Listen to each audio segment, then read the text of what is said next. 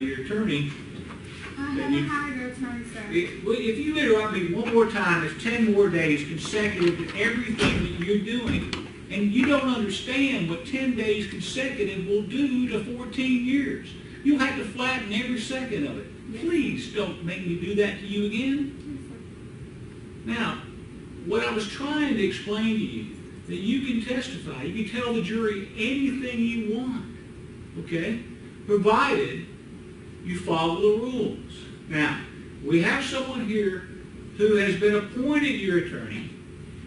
You could write out questions for him to ask you, but if he doesn't have a good faith basis as to what he thinks you might say, he's not required to ask you any questions.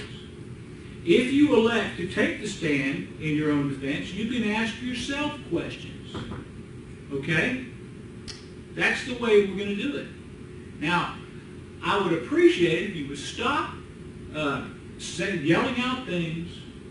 You'll get your chance. You have the constitutional right to be heard, but you have to follow the rules. You just can't blurt out stuff in the middle of someone else's testimony.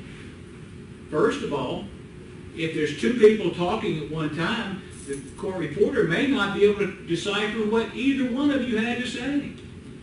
You understand? Yes. I mean, there's a reason for people not blurting out stuff. Okay? Now, if I understand you don't want anything to do with Mr. Ferguson, even though I think he's doing a heck of a job for you. But that's up to you. And I'm perfectly fine with that.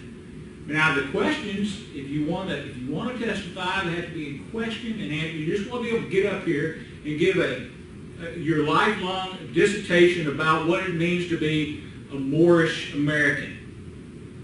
I will not allow that. If it's relevant to this case, you can ask yourself questions and you can answer those questions.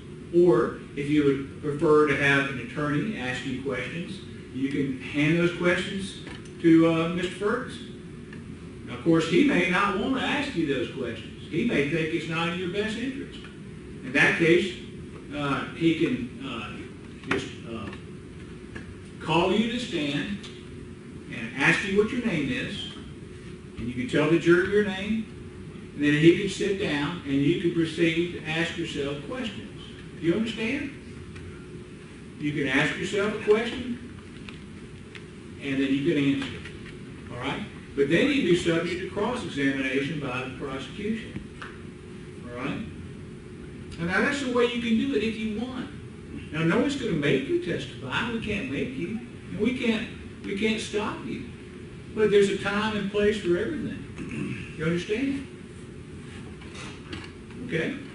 You do? Or do you not?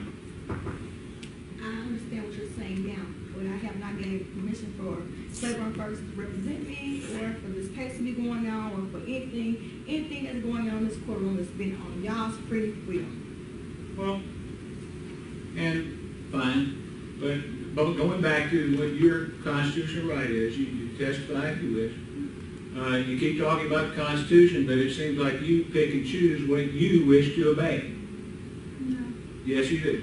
So, I'm just letting you know that you can testify if you want, but one more outburst and you're out of the courtroom.